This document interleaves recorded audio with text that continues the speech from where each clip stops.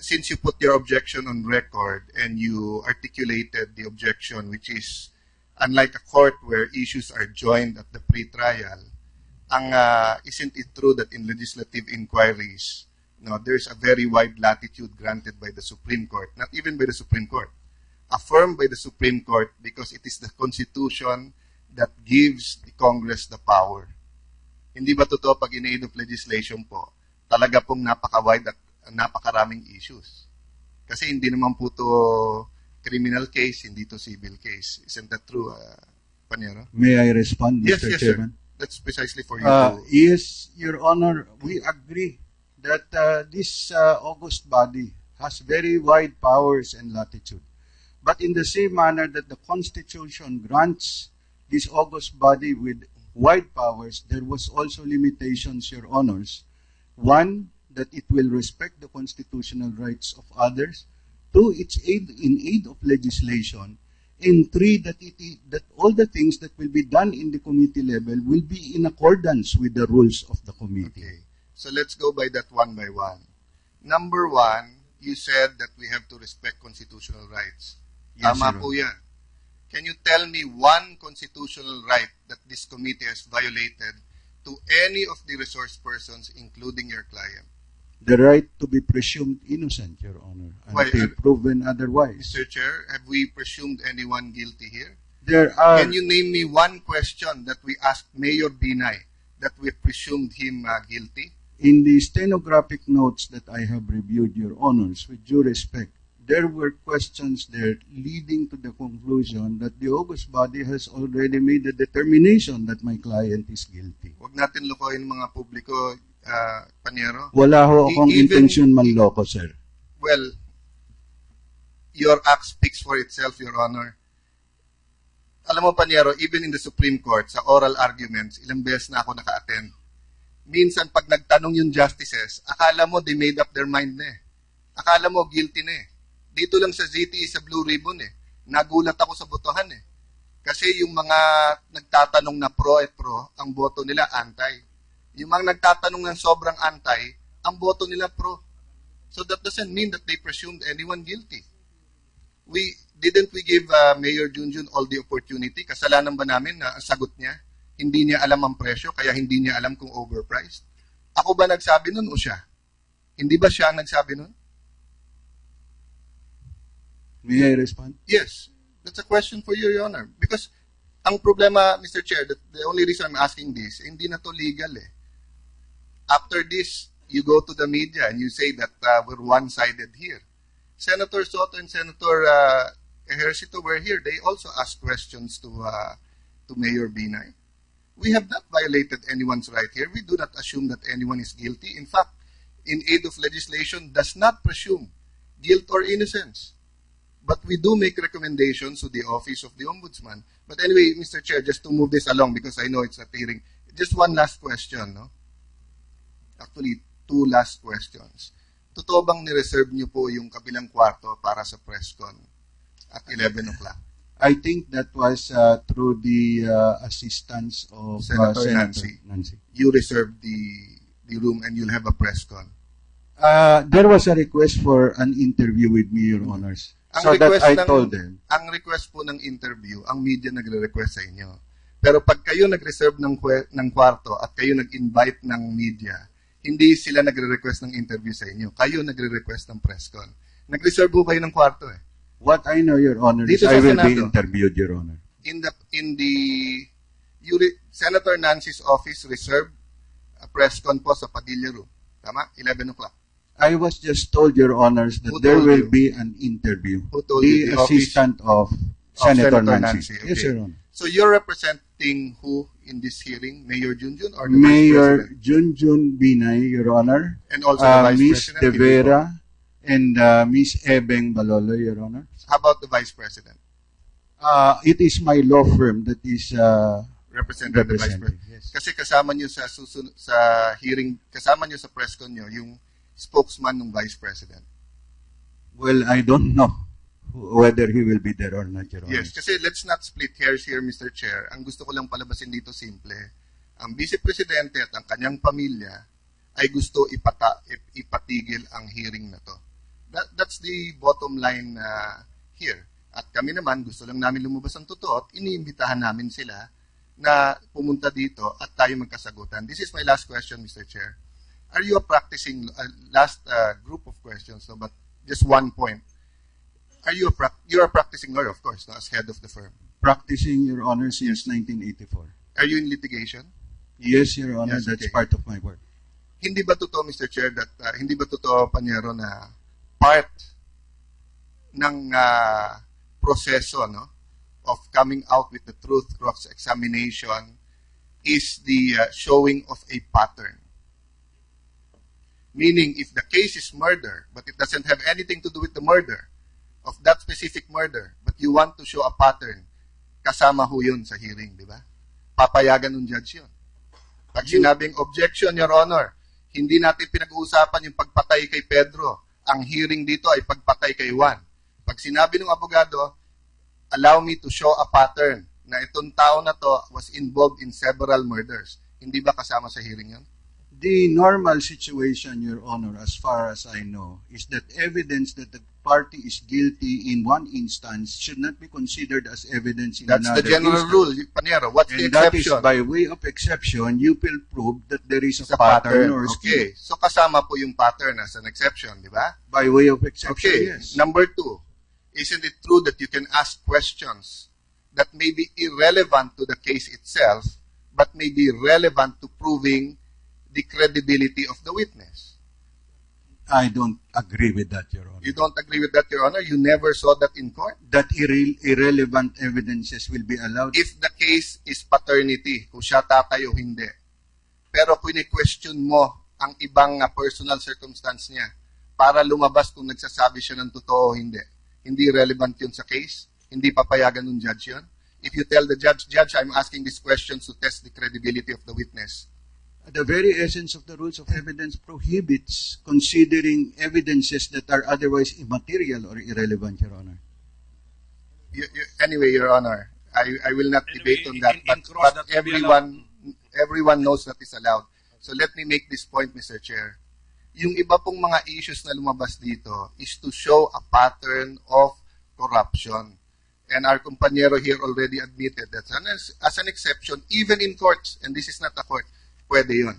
Pangalawa po, lahat naman nakakapanood ng tungkol sa korte. Pag tinetest mo yung credibility, halimbawa si Vice Mayor Mercado dito, tanungin ko siya tungkol sa relasyon nila, ibig sabihin, pinagsamahan nila sa mga lakad nila ni Vice President. Siyempre, irrelevant sa building kung magkasama sila sa Amerika or kung magkasama sila sa isang negosyo. But to test his credibility, I can ask those questions, Mr. Chair, and that is well established. So at least nailagay yung point ni Attorney Certeza on record, but we'd like also to put our point because basang-basa ko nang gagawin nito pupunta sa Supreme Court, sasabihin ipatigil yung hearing. So at the very least, both sides are on the record, Mr. Chair. Well, anyway, just for Attorney Certeza to appreciate the time that we gave him today, let me read Section 5D of the Rules of the Senate Blue Ribbon. At every hearing, public or in executive session, the witness shall be accorded the right of having a counsel of his own choice.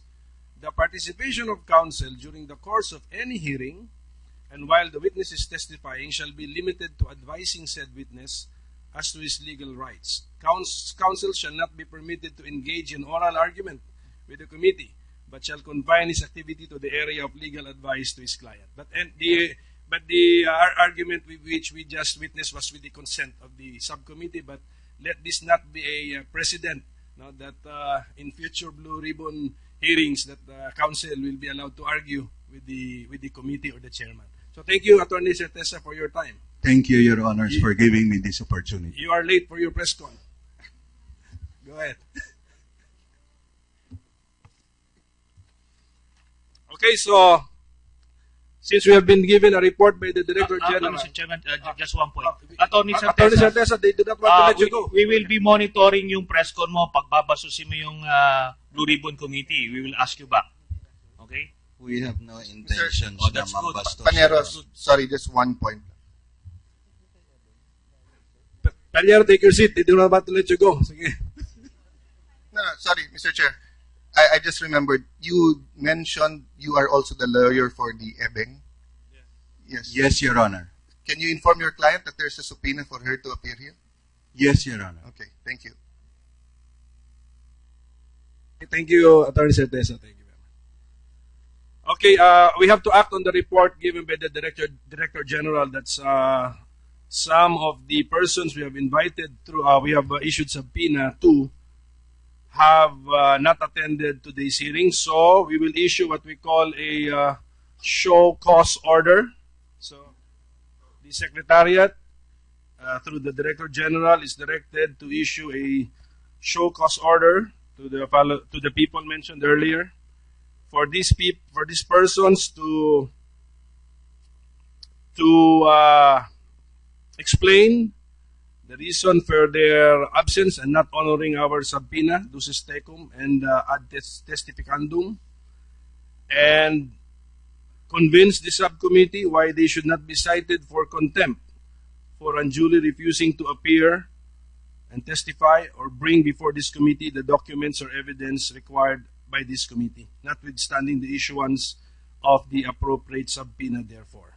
So this is in accordance with Section 18 of Resolution Number 5 of the Senate. Okay, so ordered. Okay, so, and pursuant and in compliance with the subpoena ducis tecum we have issued to the Commission on Audit, we have received a letter dated October 1, 2014, addressed to the Senate President but brought to my attention as the chair of this subcommittee on PS Resolution Number 826 from Commissioner Jose A. Fabia.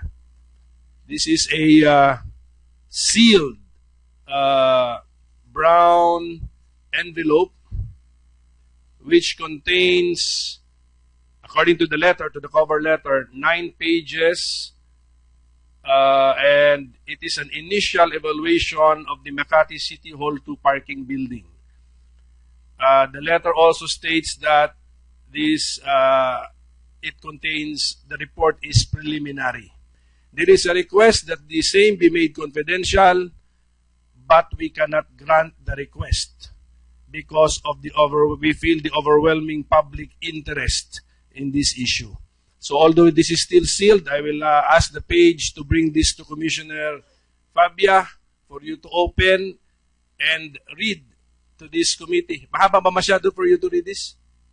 Okay lang. That's a 9-page report, Your Honor. And we made our reservations insofar as making it confidential. If the blue ribbon would... We cannot grant it, Commissioner, because we looked at our rules. Sabi na rules namin, we'll have executive session if it involves national security. I don't think the Makati, an anomaly or a finding as to alleged anomaly in connection with the Makati City Hall parking building 2 involves national security. Mr. Chair, let us put on record that we appreciate ang kagustuhan ng komisyon na tapusin ang investigasyon, yung audit, and to keep confidential. At tama po yung ginawa nyo. Having said that, it is a burning issue. Ang problema po, yung public interest. And ang problema po, lalo tayong pagsususpetsahan. Pag lumabas later on na yung report ay walang anomalya, sasabihin niluto. Pag lumabas mamaya yung report na meron anomalya o may finding, sasabihin baka pinakiusapan. So I think it's better with the caveat that number 1, the commission was requesting that it be kept confidential, and number 2, that it is preliminary, meaning you will continue and finish it.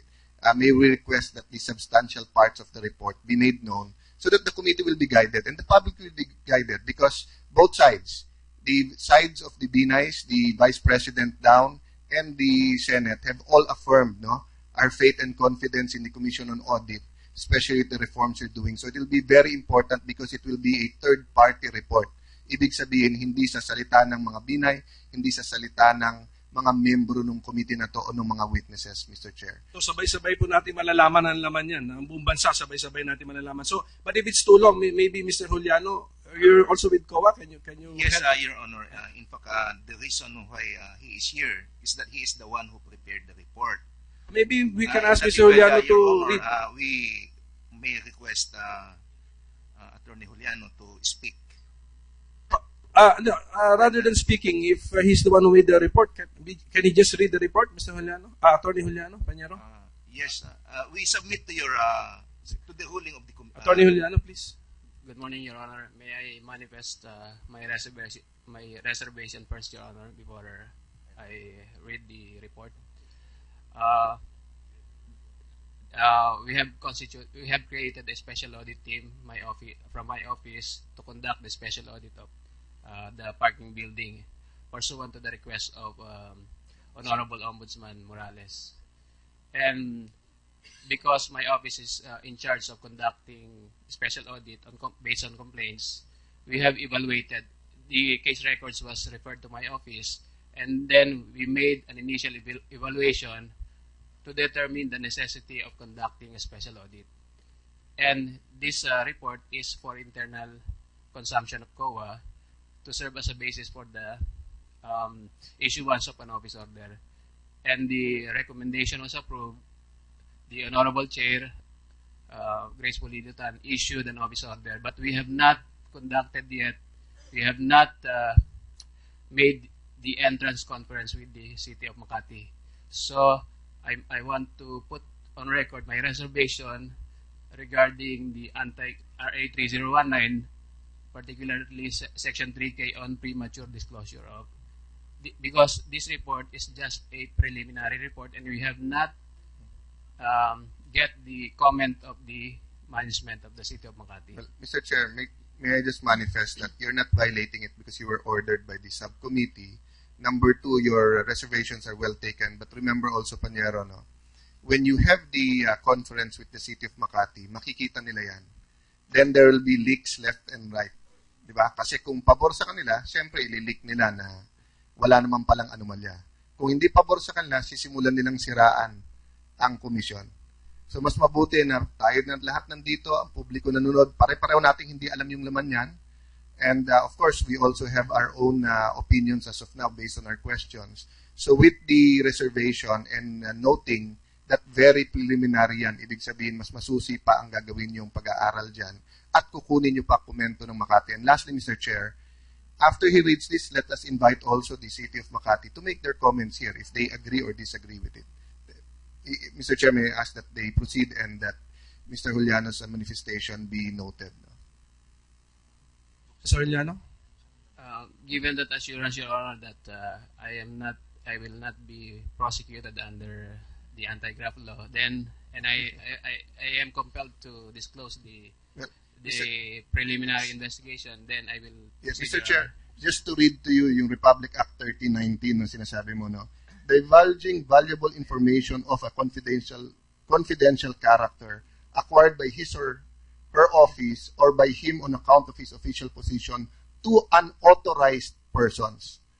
We are not unauthorized persons because as a official committee and subcommittee of the Senate of the Philippines, it is within the powers of this Congress, the Senate, no, to direct the COA to release these orders to the public. So let me assure you that you are not